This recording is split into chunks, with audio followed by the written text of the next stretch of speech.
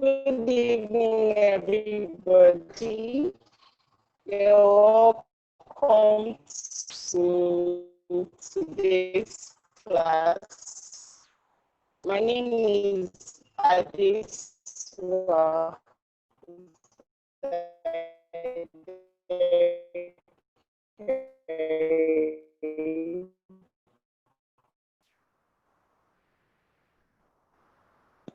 Prof, we can hear you. I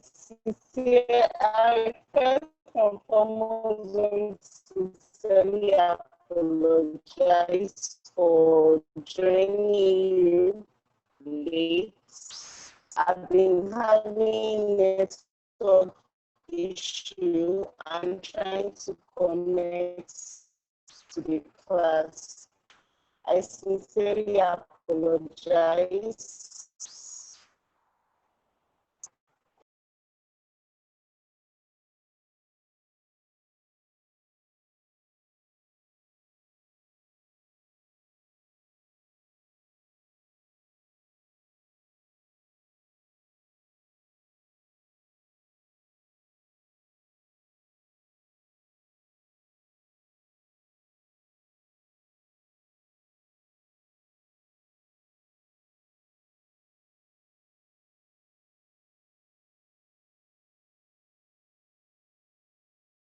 Hello, Prof. Kindly confirm if you can hear me, sir.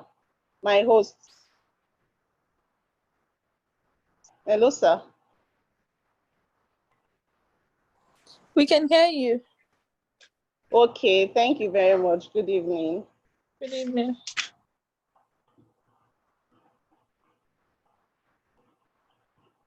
I'm trying to share the material now, so we get started.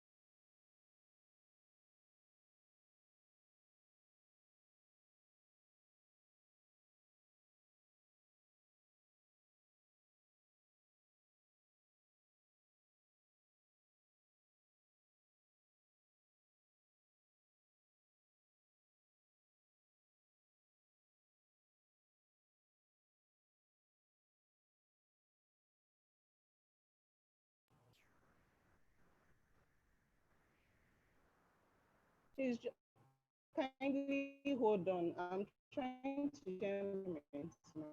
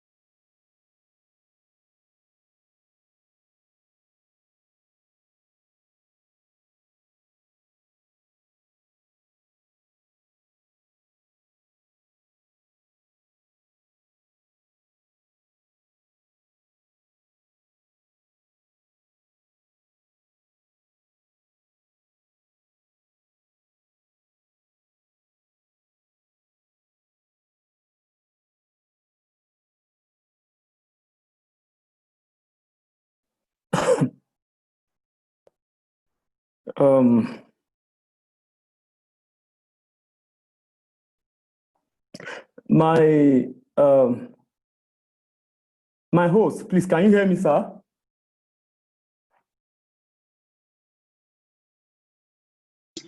Hello, sir. Hello, can you hear me? Can you hear me, Yes, sir? we can. Yes, we can hear you. Am I Okay, please go ahead, sir. Can I go? Okay. Okay. Good Can you share evening. your screen? Yeah. Yeah. Let me share my screen with you. Sorry.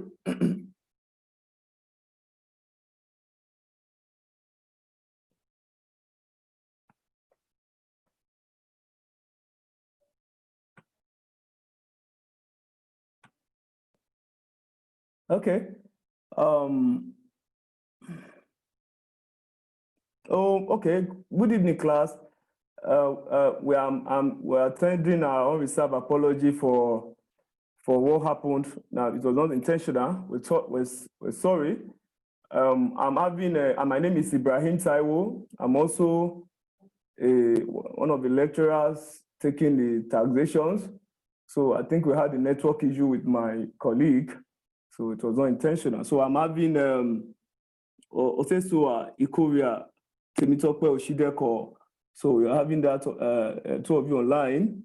So I hope we'll be having other joining soon, please. So my name is Ibrahim Taiwo again. Please, we are so sorry for this network issue today. We're sorry. So thank you. So let us commence the class instantly. So thank you, Temitope Oshideko. Thank you very much for your patience, please. Now, okay. Now the topic today. We have a classroom. Our classroom, all the classrooms are there. I mean, the students are muted on both audio and video and so on and so forth. Please, the classroom is just to guide us on how to have a class that will be free of problem. So please, you can look through the class. We are muted all through. So I'll be the one to be talking, you'll be receiving. If you have a question, you can use the chat button. All these are contained in the rules. Okay, now let's go on. Now we have the topic today is taxation of partnership taxation. Oh, I hope you know what we mean by partnership. We have different forms of business. We have the sole proprietorship, partnership companies, and all these are the forms of business that we have. Now, the one we're actually talking about today is what is partnership. We want to look at how do we tax a partnership business. And when we say partnership business, I know it's a revision class. I'm trying to walk around this topic so that when I'm taking a question, you'll be able to follow me. Now, when we say partnership business, it's more of a business in which you have two or more members. I mean, they're coming together to run a business for the purpose of making profit. And you know that there are some peculiarities about this partnership business. I mean, those peculiarities are that it's not a limited liability business. It's a business in which the liability of those stakeholders or those people that are involved in the running of the business is not limited. The implication of it is that any attempt or any problem that they have in the course of running the business, every one of them will be liable for this problem. I mean, in case of indebtedness, they will have to be jointly liable for the debt. So the debt. And also, there is a speedy decision making because of there are few numbers and so on and so forth. These are the features. But our real focus today, let's go back to what we have today on the screen. You can see the Partnership Act 1890 defines a partnership as a relationship that exists or subsists between or among persons carrying on business in common with a view of profit. That's according to Partnership Act of 1890. It says, I mean, that's when people come together, I mean, with a view of making profit. They come together to have a common view about the business, and they have to make profit and share the profit according to the agreement. Now, look at the key notes in this partnership. What are the key notes? Partnership agreement. The following are some of the matters usually dealt with in partnership agreement. Now, if you are going into a partnership business, there must be an existing agreement among those partners involved.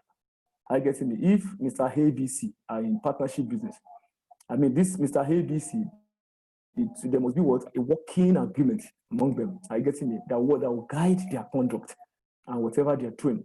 Now, these agreements are what we are actually talking about under the partnership agreement. Please take note. This agreement also boils down to determining what is the profit like, or how they're going to share their profit, and so on and so forth. Are you getting me now? So, our focus on this topic is how do we determine the tax liability of a partnership business? Because we're in tax class. I get me now. All these stories are fine, they are good, but they can ask you on some of these stories, about partnership. But the focus of this is how do you determine the tax liability? I mean, the amount of tax that the partnership business is liable to pay. Please don't forget in the exam. Let me sound this. Don't forget this in the exam, that a partnership business, the profit that they make in that partnership business will have to be divided between or among the partnership partners involved. And that profit they shared will have to be taxed in the hands of the partners. Please note, you don't tax collectively the partnership profit. No.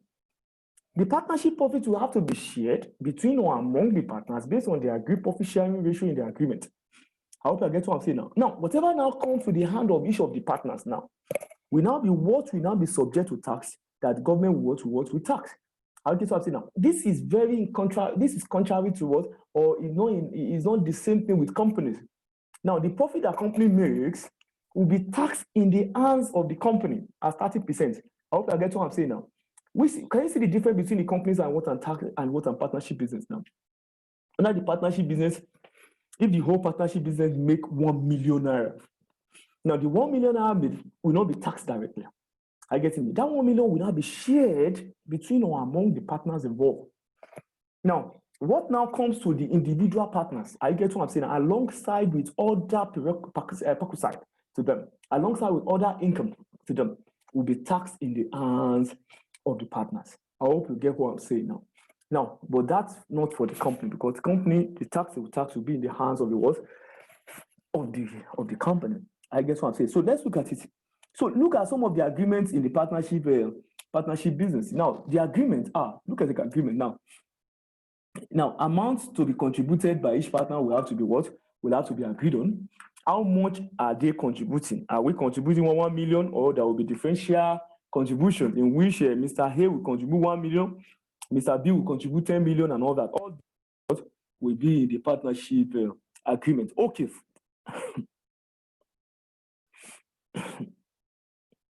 Okay. I'm sorry, please. Now, the next one is the rate of interest payable, if any, on capital.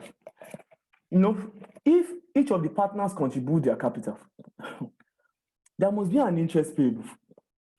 There must be an interest that have to be paid to each of the partners. How much of the interest will have to be agreed? That also must be in the agreement. Also, the salary, if any, payable to the if any, payable to the partners. I hope you understand that now, because sometimes the partnership business, I mean the partners will have to we have to agree that they are going to collect salary. That also will be captured in the agreement. Also, the rate of interest payable on loan provided by any partner. Sometimes some partners will have to provide loans. I guess what I'm saying, to the business, and that loans will attract interest, and that interest also should have to be captured again. How much is the interest you are paying? Are we paying 10%? Are we paying 15%? Are we paying 20%? All this will be captured in the partnership agreement. And also profit and loss sharing ratio. That's very critical to the partnership agreement. What is the profit sharing ratio? How are we going to share our profit? But that's very sacrosanct. And also the rate of interest on drawings. So it means that when there is drawings, I hope you get what I'm saying. Now, drawing simply means what are those things that the partners were able to draw from the business or use from the business resources. If they use the resources of the business, they have to pay something on top.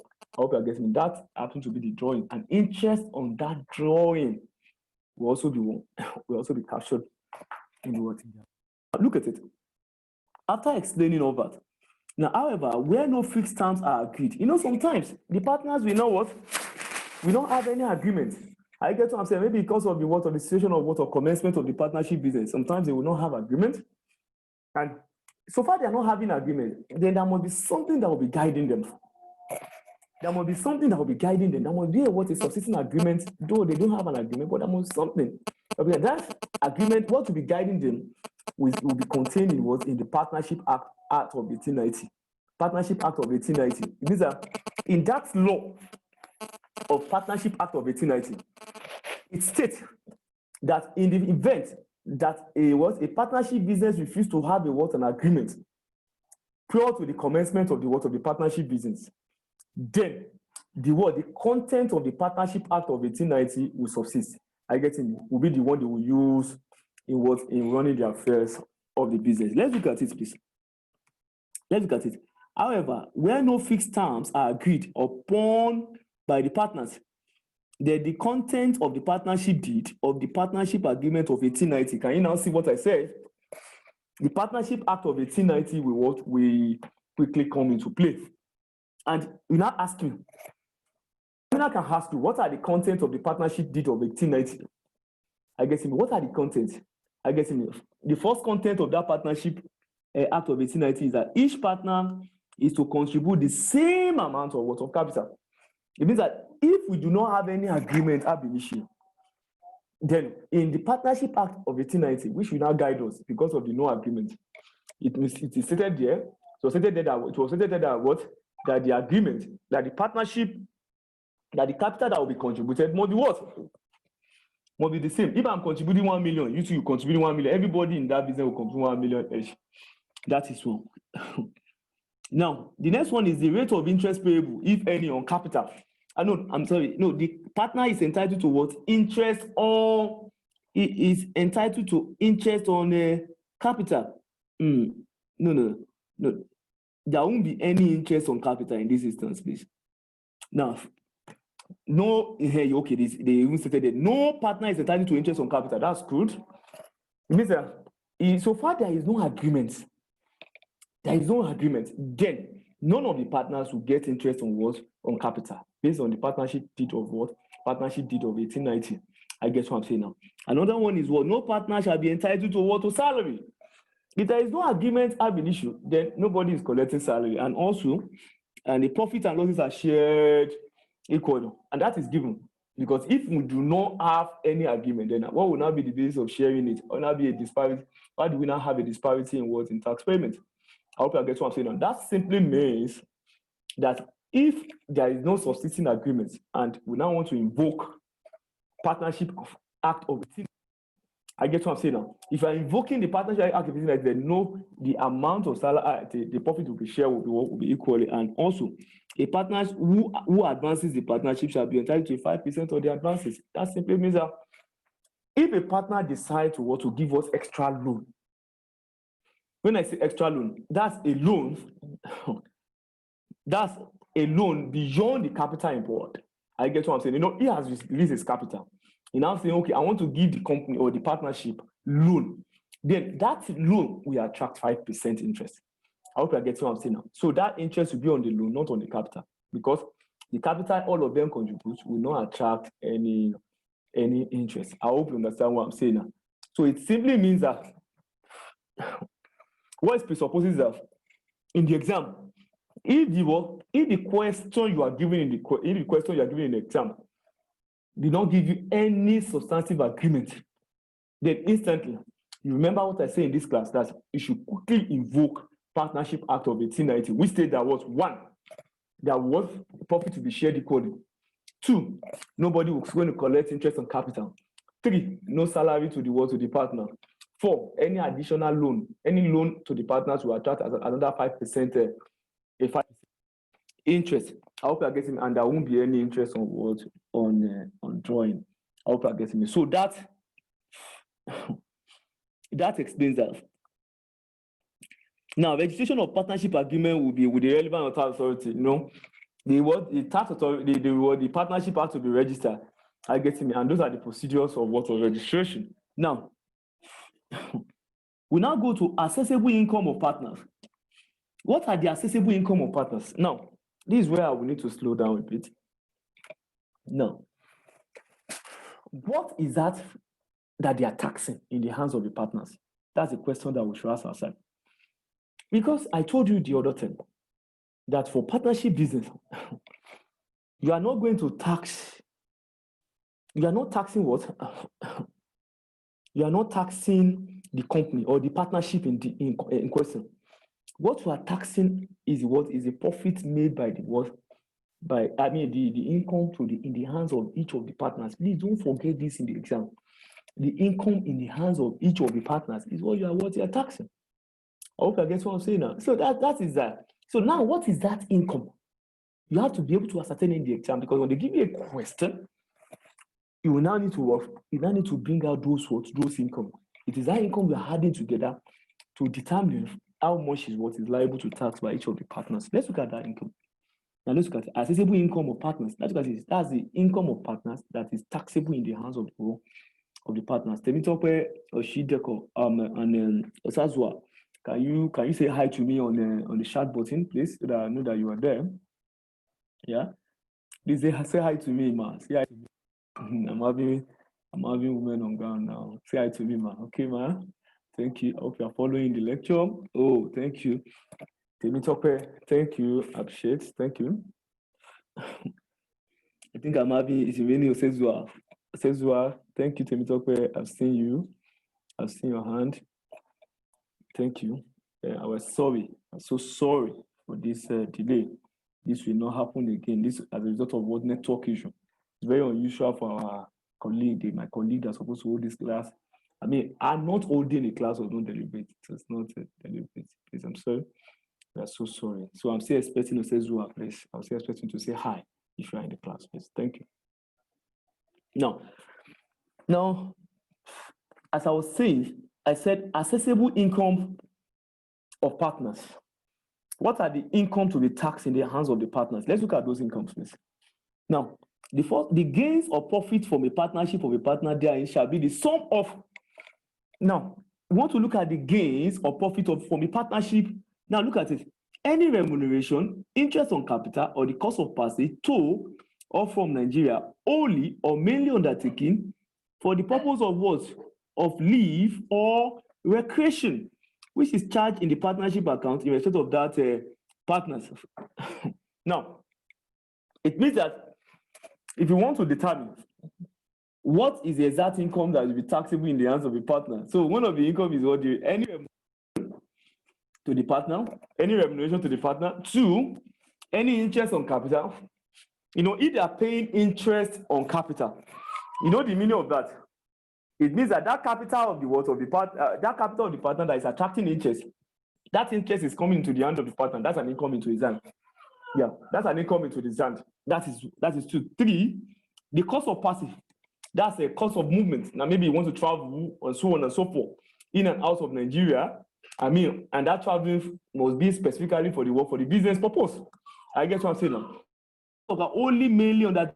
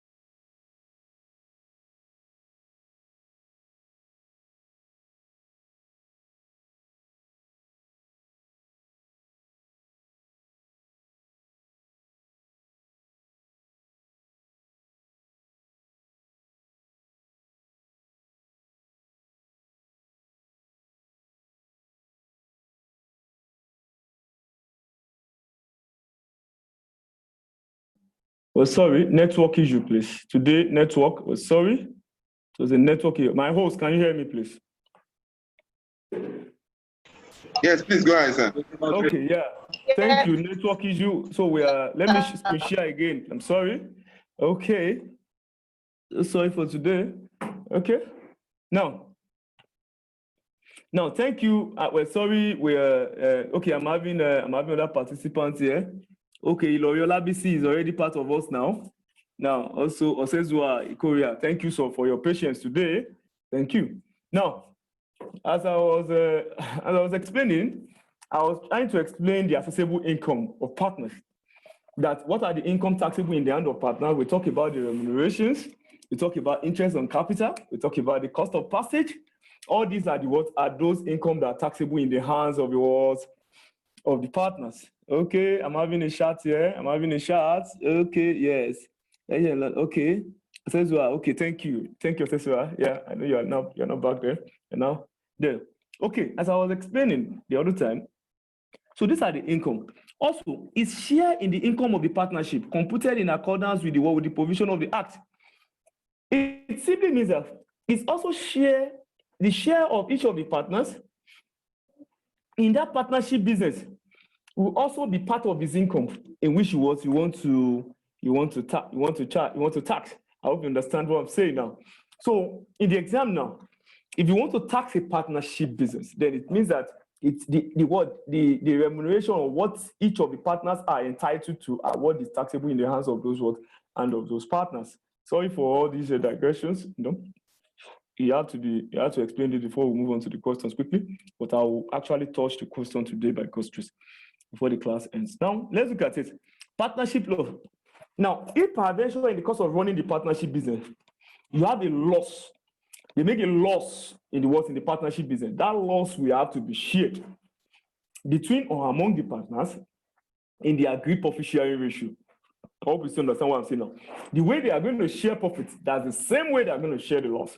Look at what they put here. What we put here is a computation of the assessable gain or profit of partners from the partnership. Their results in the loss. The loss shall be shared among the partners in accordance with the partnership agreement, and therefore set off against the other income of the partners. That is current year loss relief. Any unrelieved loss shall be carried forward and set off against future profits of the partners. What this is just saying is that whenever there is a loss, the loss will be shared in the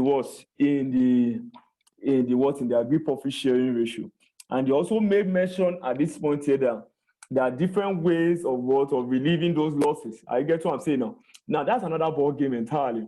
How loss is relieved, because we have different way of relieving loss of partnership. I get me now. So all this will be taken care of under the loss relief.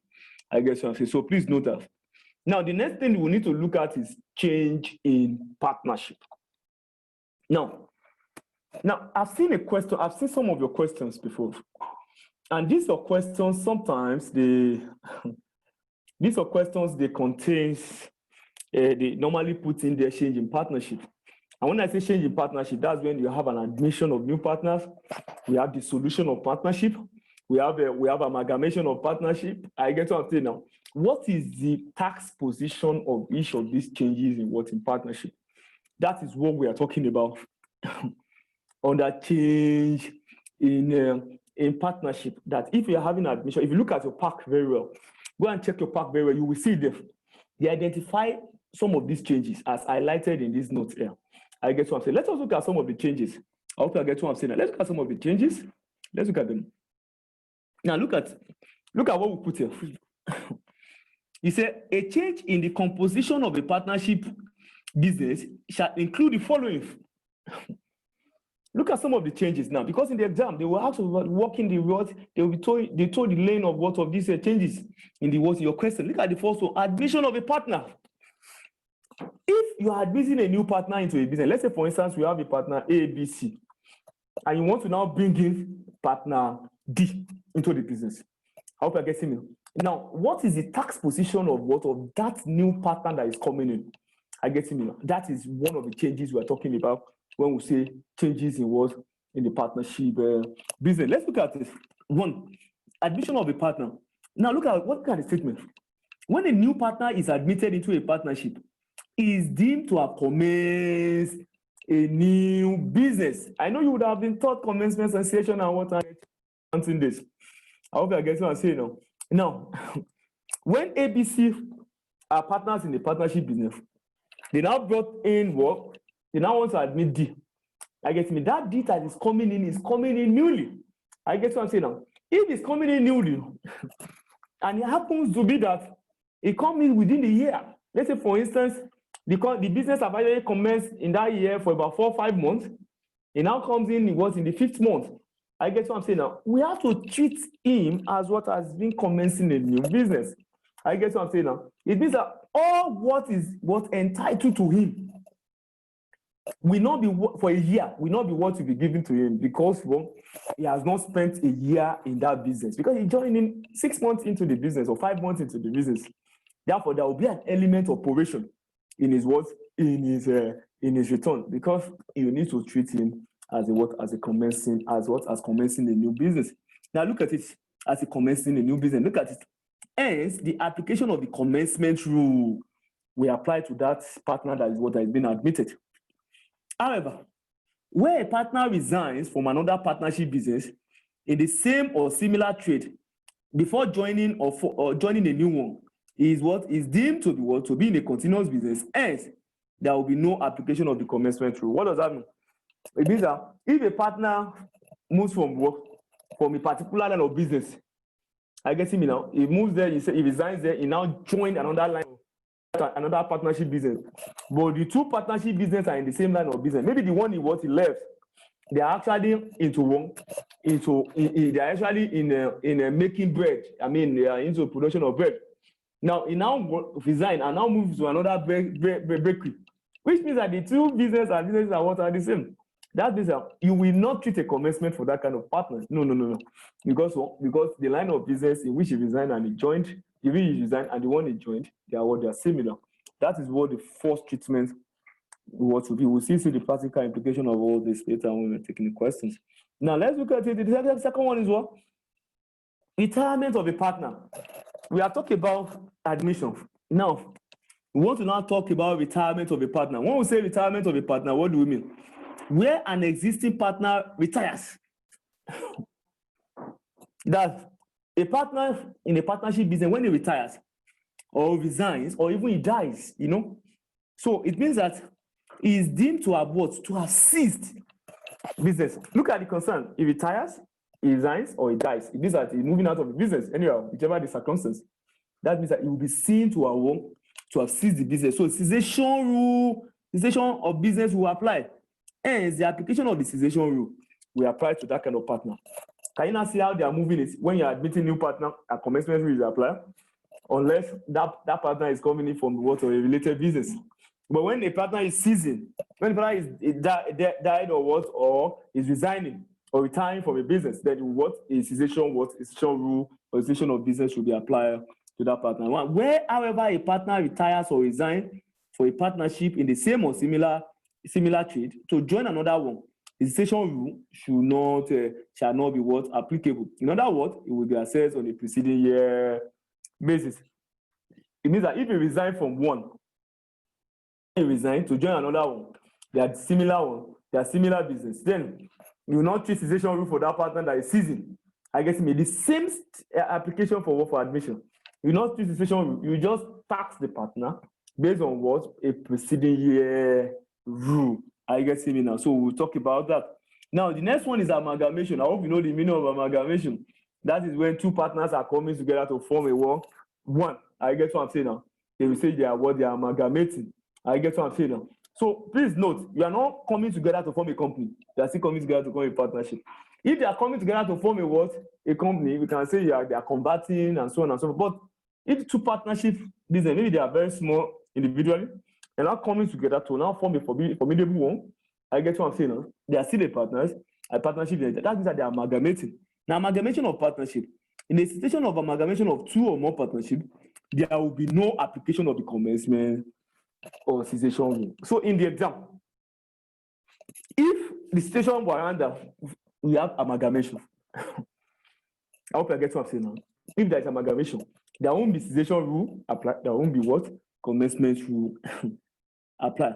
Now, the qualifying capital expenditure transferred to the new partnership is deemed to have been transferred at a tax written down value. Hence, there will be no computation of balancing adjustment, only annual allowance is claimable.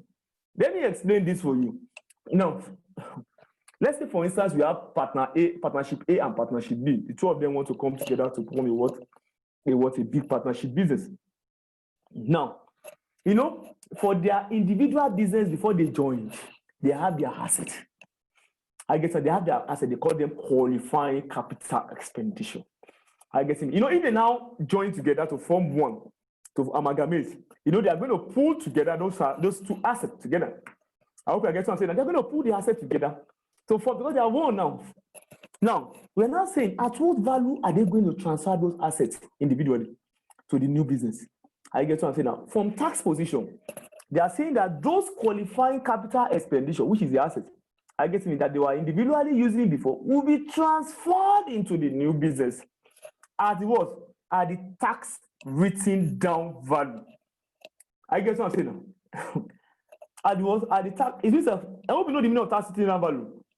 Tax written down value simply means the cost less the capital allowance they are computed on the asset to date. I guess it means that the cost, if let's say the one for partnership A now, as if for partnership A, assuming the cost of the asset when they bought it that time was 1 million, but 4 years down the lane, at that 4th year, that was when they want to now join to another partnership business. They have now computed capital allowance on that 1 million assets to the tune of 600,000 at the point of joining another partnership business. So what does that mean? It means that the tax written down value of that asset, that's the value of the asset, the residue of the asset, will now be 1 million minus the total capital allowance that have been computed on the asset, which is 600,000. 1 million minus 600,000. How much is that? 400,000. Now, the 400,000 now is the now tax written down value, and that's the value you are going to transfer the assets into the new partnership business that they amalgamated. I hope you are getting what I'm saying now. It simply means that the value of the assets to be transferred, or the value of the qualifying capital expenditure to be transferred from the whole business to the joint business now, which is amalgamated business now, will be at tax written down value. That's the value, the residue of the value after you have netted off the total capital allowance from the cost of the assets. And they now made a point that it simply means that there won't be any balancing adjustment. I guess if there won't be any balancing allowance or balancing charge. And there will not also be initial allowance on that asset. I hope you know the reason. You have been taught capital allowance. It means that the initial allowance would have been computed at the initial stage when they bought the asset at that time. And that would have been added to all the capital allowance that would have been netted off from the cost of the asset to get the tax written down value of the asset. That means that the asset or the qualifying capital expenditure you are transferring to the joint business, I guess will be at the tax written down value. It means that after you have transferred it at tax written down value, the only capital allowance you can now charge henceforth will now be only annual allowance on the remaining lifespan of the assets according to the tax authority. I hope you are getting what I'm saying now. It means that if the asset has spent 3 years before they join the business to another business, it means that it will remain how many years now? It will remain 2 years. Now, that 2 years now, the annual allowance for that 2 years is what will now be computed in the new amalgamated business. And that will suffice for what? For the other partnership business, other partners that is joining. So the two of them that is amalgamating will have to treat their qualifying capital expenditure in the way I explained. I hope you understand what I'm saying. So if you have a question, let me know, please. Let me have your observations before I continue. I see I have like 30 minutes now. Let me have our observations, please. Our observations, please. Okay. Okay. If there is no concern, please let me continue. Temitope Oshideko, well done. Cedra, Ilori, Olabisi, welcome. I pray at the end of this, when they are starting, when they commence the exam, I know by God's grace you will not fail this exam. This exam will be a done deal. I mean, this exam we are writing by God's grace. So sorry for the hiccup. I mean, we had initially today. I learned one of a new member joined us today. Please, we are committed to giving the best. Thank you. Now let's continue, please. Now, apart from the conversions now, amalgamations now, we can also have conversions into a limited liability company. Now, sometimes partnership business can be converted into a limited liability company. There is a provision for that. We are running a partnership business before. We now want to convert the partnership business to a limited liability company. What is the tax position of that? Look at it. Now, conversion into a limited liability company. Cessation rules apply in a situation in which a partnership is converted into a limited liability company, as the whole partnership is aimed to have ceased business. If you are converting from partnership to a limited liability company, that signifies that partnership will cease, will not exist again. Then the new company will take over from there. Then you need to apply cessation rule to that partnership business that is converting. I get what I'm saying now. Cessation rule will be what will be applied to the partnership business. Now, all the qualifying capital expenditure, when I say qualifying capital expenditure, I mean the assets that they are using in running the business.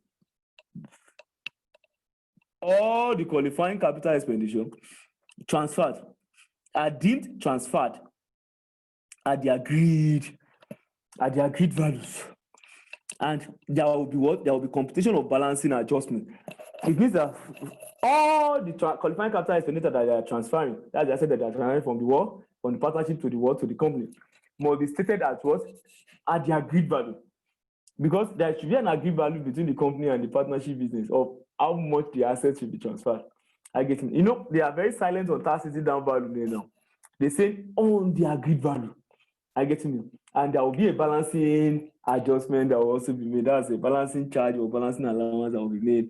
However, in computing capital allowance on the asset transferred, initial allowance is not allowed, and the capital allowance claimable will take into account the duration of time the assets have been with the previous owner. That's still common sense. The assets have used 3 years before, out of 5 years. How many years remaining? 2 years.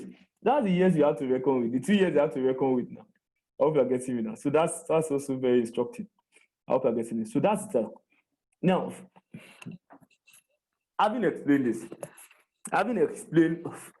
what I explained, now we want to take a question on how they tax a partnership business. Please, you know, I explained to you the other time that if you are determining how to tax a partnership business, you have to go and learn how to tax an individual, a sole proprietorship, or an individual that is a payee. You need to know how to tax pay as you earn, those who are working.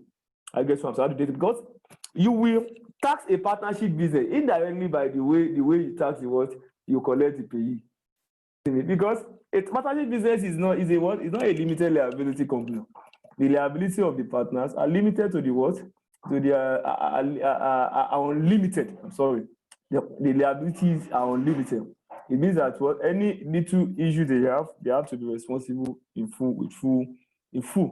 I guess therefore, if you want to determine how to tax a partnership business, the way they will give you is this. Listen, there are different ways, but let us just look at the simplest ways first. They will give you the position of the business, of the partnership business. What's the profit they make? What's their sales, less the expenses, their gross profit. I mean, less cost of sales, their gross profit, less expenses, their net profit. I guess, but in those expenses, they will put some things there, some disallowable expenses. I know you would have been taught disallowable expenses very well. They will put a lot of disallowable expenses there, which you have to adjust. I get what I'm saying now. And aside that, and they will now give you the agreement of that partnership. And how are they relating? How are the partnership business relating? I guess based on the agreement. And I told you, there is no agreement. What they do, they will have to go towards Partnership Act of 1890. The content of that Partnership Act of 1890 is what will suffice when there is no agreement. I hope you get what I'm saying now. So if you look at it very well, after you have determined, after they're giving you that and their what and their what and their agreement, they will now ask you to determine the tax liability of the business. What you first do, you first need to what? Need to identify what are even the income in the hands of the partners, because you are taxing them in their hands. I get what I'm saying. And that's part of the income, is the profit of that partnership business. I hope you understand. Now, the profit of that partnership, you don't get the profit now. But immediately you get the profit, you share it to 3 of them or 2 of them based on the number. I get in there. If you now share it based on the agreed ratio now, what you share to each of the partner will be an income in their hand. I get in there. And they also state there, apart from that share of profit, they also said what is the cost of passage, which I told you the other time, what is the interest on capital, and if any of them give us loan, what is the interest on the loan? All these are their income. I guess to add all that together, they will now give you a capital allowance, I guess, which you give in lieu of the depreciation. You know, in the financial statement you are given, there must have been depreciation. I know depreciation is a disallowable expenses. You must have added back that depreciation before you get the profit to be shared. And in lieu of that depreciation is what is capital allowance. They'll give you a position of the capital allowance also, which you have to share to the 3 of them, I get in which they will have to remove from their profit before you get what will be taxed in their hand. If you now get what will be taxed in their hand, then you now go through the way the tax payee. I guess what I'm saying now. I get in there. So all this the procedure. So the first thing first determine what is even the taxable profit. I hope you are getting what I'm saying now. I guess in there. So what is even the amount of the profit to be taxed on this partnership? Let's look at this piece called question, please. This happens to be a past question, please. Yeah. Now, Muyiwa, Sheyi, and Akpan, how many of them now? There are 3. You have to first state that there are 3 in the partnership business. Muyiwa, Sheyi, and Akpan are partners in an accounting firm in Lagos. Now, Musak and Co, chartered accountant, they are even a firm of chartered accountant. Now, the statement of profit or loss for the year ended 31st December 2015 is as follows. It's as shown below. What is the statement of profit or loss? You know, I told you they will give you a statement of profit or loss. I get you now. Now, let's look at it. So we see about 7 of you. Okay. Now, this is the gross profit. That's 65 million. Now, they now say salary and wages, office expenses, provision for bad debt. They put depreciation, repairs and maintenance, donations, training of staff, medical expenses, traveling expenses, and interest on what? On loan granted by Sheyi. It means that Sheyi gave them interest, gave them loan. And Sheyi happened to be one of their partners. Please don't forget, you know, interest on loan will be an income in the hands of Sheyi, is it not? So please note it. Now, all these are what are termed the expenses. Now, the interest on capital account now, they gave us the interest on their capital account. They said the interest on capital account are Muyiwa, Sheyi, Akpan. They now have it 1.2, 600, 250, everything is 2,050,000. So when they added it now be 21,650,000, which they remove from 65 million, which was the gross profit to get the net profit for the year. Now, all things being equal, assuming there is no adjustment on this account, we would have shared this based on the agreed profit sharing ratio. I hope I get what I'm saying now. You will see that they will tell us what the agreed profit sharing ratio now. But there will be adjustment on this profit before we can determine how much is distributable to each of the partners. I hope I get it. Now, aside that, look at the notes. The examiner will give you a note to the question in the exam. Now, look at the note they will give you. The answer. Additional information is as follows. What are the additions now? Any questions, please? Okay, a question. What are the additional information? Now, he said, donation was for laying of foundation of the new St. Peter Church. What has St. Peter Church has to do with with a business or partnership business? You see that that's on the disallowable expenses. Because there is a test of allowability. I know they would have taught you somewhere. They called, how do we know whether this expenses is allowable or not allowable? I hope you get what I'm saying. How do we know? You know by using what this test of allowability called. You can write it down, please. REN. They call it REN. REN is W-R-E-N. REN. That's what you use in the exam for partnership, for company, for all the different words, for all the form of what computation of tax in what's in the exam. You call it REN. Let me explain the REN for you. W is only. It means that the expenses you want to take as what as allowable in the question must be wholly. That's one. 2, R. That's R. Reasonably. It means that in the normal thinking of what of a woman on the street, that expense must be reasonable. It must not be unambiguous. It must not be just too outrageous. Reasonable. That's rent. E. Exclusively. It means that it must be meant for the business exclusively, not for other things entirely. I get it. Exclusive for the business. Why? That's that. I said it's rent, Abi. And the last one is what is N. W-R-E-N. Necessarily is N. It means that that thing is necessary for the continuation of the business or for the growing concern of the business. Now, you write those things down, those 4 things. Rent. W-R-E-N. W is wholly. R is reasonably. E is exclusively. And N is what is necessarily. If any of the expenses in the question, if they fail any of these 4 tests, then you will not allow it. It will not go as an expenses. It will not be allowed by tax authority. Then you need to add those expenses back to your profit. So far it fails any of the tests, then those expenses will be added. The one that fails now, not the one that fails, not the one that did not fail. The one that did not fail will be an expenses. But the one that fails those tests, to the tax authority, in the eyes of the tax authority, they believe that what you are manipulating them with those expenses. Therefore, they will add it back to your profit. I get it, because they will believe that you have used it to reduce your profit because you want to reduce your tax liability. And in their own, they will not want you to reduce their tax liability. That's why they need to pay attention. They always pay attention to those expenses you want to identify in the questions. I hope you are following this. Now, in the question of donation was for what? Was for laying a foundation of what of a new St. Peter's one. St. Peter's Church. That is not allowable because St. Peter's Church is not the business. I guess even now, the vehicle of Muyiwa's wife involved in an accident was repaired at the cost of 550,000, and this was included in the repair and maintenance. Why will Muyiwa's wife expenses? Why will it come into our business? No, it is not allowable. So that expenses will have to be disallowed to the what from the angle of what on the tax authority. I hope you are getting what I'm saying now. Now, the third one is medical expenses is in the sum of 500,000, representing the cost of flying the principal partner's father-in-law abroad for treatment was funded by the partnership. Why will the father-in-law treatment, teaching of the father-in-law expenses will have to come into our business? I get me. That is, to me, is not allowable. And the tax authority, that should not be what, that should not fly. And also, APAN made a voluntary contribution of 500,000 under the Pension Reforms Act of 2004 as amended. Even that's the pension.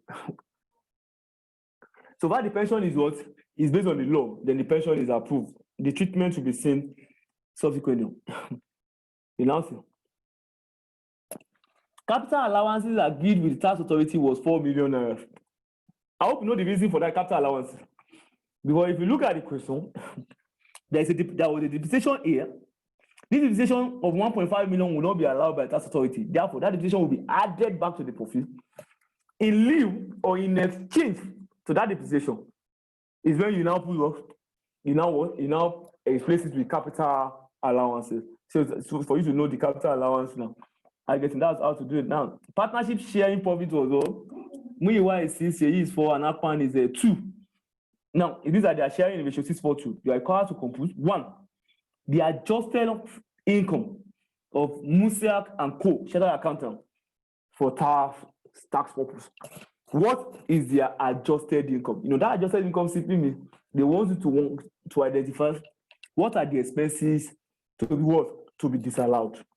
I hope you get to say what are the expenses to be disallowed. If you disallow those expenses that needed to be disallowed, what you are getting is the adjusted income of that business. Now, B, the chargeable income of each partner. How much is chargeable in the hands of each partner? That's the next one. You have to get the adjusted profit before you can get the chargeable income. But the last one is tax payable by each partner. It's a very simple topic. You just need to understand the logistics. Let us look at it. Now, if you want to get the adjusted income, what do? You go and start with the net profit of the business. Now, the way they arrange this thing, I will do the arrangement. Now, you know the net profit they declared in the business has been what? They have removed some unnecessary expenses that do not pass the test of WREN, W-R-E-N, I told you. Those expenses now, you will now go and identify those expenses I highlighted. You now add it back to this net profit. I see the net profit. Net profit was for 350. Those things that they have removed, that is supposed to have removed, is what I'm now going to add back to this net profit. That is what they mean by adjusted profit. Let's look at it. You know the what? The net profit now, this net profit now is for 3,350,000. I hope you still remember the net profit was what? For 3,350,000. That's net profit for the year. So far for 3,350,000. Let us now add all the disallowable expenses. That's the expenses that are not one. They are not meant to be allowed. Let's look at it. They are what? Add disallowable expenses. The first one is one. Provision of what? Of bad debt. Please note, in the exam, if the examiner give you provision for bad debt, so far the examiner is not conclusive or tell you what exactly is that provision is all about. Is this specific provision or general provision? I would advise that you should treat it as a disallowable expense. That is a general provision. Please, if the examiner states in the question that this is a specific provision for bad debt, you know, when they say they are making a provision, you are reserving or you are making a provision from your profit for what? For debt that you think that you will not be able to collect. I guess sometimes we have to be specific. They normally specific that the amount is 50,000 or 100,000 or 300,000. That's specific. But general is when they say the amount you are providing is 2% of your debtors. That's general. That's not allowed. General is not allowed. It is only the specific that is allowed. But if the question in this system, like the way they put it here, they just say provision, they put it open, provision for bad debt. So far, they did not tell us whether it's specific or general. I will advise you to assume that it's general and disallow it. That means I need to add it back to the profit. Now, look at it. Provision for bad debt is 2 million. Depreciation, that's the number one item you have to disallow. Because I told you that the tax authority did not want to even hear depreciation. Whenever they see depreciation, they always disallow it. Look at depreciation. How much is depreciation? That's 1.5 million. You add it back to the profit. That's the second one. The third one is donation. Why would they be donating to what? To church? When it's not a business, you had it back. Repairs and maintenance. That's 550,000. And they used to repair the car of one of the directors or one of the owner of the partnership. It's not for the business. That's their own problem. You have to add it back to the because it's not going to be allowed as an expense as far as tax authority is concerned. And also, medical expenses of the father-in-law of one of the partners is none of our business in business. I guess let him go and take care of what of his forefather, of his father-in-law. Expenses he incurred should not be put in our business. So that gives us all the items that are disallowable. Other items there are allowable, but the one I picked are disallowable. Can you see? So if I now add all this together, all these disallowable expenses, give me 4,950,000. I will now add the 4,950,000 plus what for 3,350,000. What will it give me? It will give me adjusted income. This is I've adjusted that profit. Now, if I've adjusted the profit, what happened? They will now say, I will now learn with my capital allowance. You know, they gave me capital allowance in lieu of that of that depreciation. How much was the capital allowance you give off? It was 4 million. That's what you use to replace the depreciation. Now, the capital allowance will now be what? Capital allowance is 4 million. How much is now the distributable income? What they are now distributing is 44,300,000. That is what will now be distributed to all the what? The partners. I get what I'm saying now. So that's distributable income. I hope you're getting that. Now, with that, I've been able to get the chargeable income and distributable income. Now, this 44,300,000 is what will be distributed to all the partners. in their profit sharing ratio. Come and look at the what? At the submission of how they distributed it. I think they distributed it this way. There should be a submission to that effect. Okay. I'm trying to get to pick the 44,300,000. How do they distribute it? You know, the way you distribute it is that you use the profit sharing ratio. I hope you get what I'm saying. At the profit sharing ratio. So what? Okay, look at it. This is look at the working share of the profit. You know the ratio are ratio 6, 4, and 2. Now the ratio 6, 4, and 2. Now you now say 6 plus 4 is 10. 10 plus 2 is 12. You now say for Muyiwa will be 6 over 12. Then that distributable income is give you 22,150,000. For Sheyi, 4 over 12 times that income is this. While for Akpan, the 2 over 12 times that income is 7,383,000. That is the one amount of what will be distributed to each of the partners. I get what I'm saying, and that will form part of the income of each of the partners to be taxable in their hand. I hope you get what I'm saying now. Now, if you look at it very well, you now see I have gotten how they distributed that. So, if that's the case, and let's look at number B plus computation of chargeable income for each partner. What's now the chargeable income for each partner? That's the chargeable income. How much is going to be charged? You know, the chargeable income will now be 1. How much was distributed to each of them? You know, the one I showed you now. You know, this was the amount distributed to each of them. 22,150, 14,766, and what? 7,383. This is for 3 or no. But there is also an interest on capital. You know, in the question, you are given an interest on capital, which is also from to each of the partners. How much was the interest on capital? If you look at it very well, you will see the interest on capital to be 1.2 million, 800,000, 600,000, and 250 for Akpan. So far, you have seen that. Then, sorry, the dog, I have a dog around there. Now, so far you have seen that. Let's look at it this way. So you now see, you now add that interest on what? Interest on capital 1.2 million, 600,000, and 250,000. You add it with the share of the profit. Whatever you get here now is this now. I guess what I'm saying now. So you have added it to the share of profits. So after adding it to the share, okay, I'm having a question. Okay. Oh, okay. Okay. No. Okay. Now, okay. You know what we'll do? Now let's stop this at this point, please. My colleague will commence for me. At least we have been able to determine.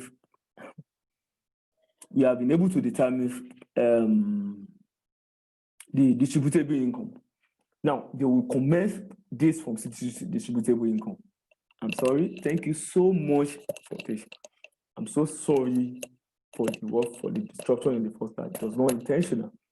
The person that's supposed to take you action was actually trying all our effort to ensure that she deliver, but the constraint beyond what really happened today, and it was not, it happens once in a while like that. But I think at least we have been able to take care of this to an extent today. So thank you for listening. I guess please have a lovely night. I get what I'm saying. Thank you so much. If you have any questions, please direct it to the platform, the Zoom, WhatsApp. Let's talk via the WhatsApp. I guess thank you so much. I appreciate you guys. Thank you. Appreciate it. Thank you, Prof. Yes, sir. Thank you. Right. Yeah.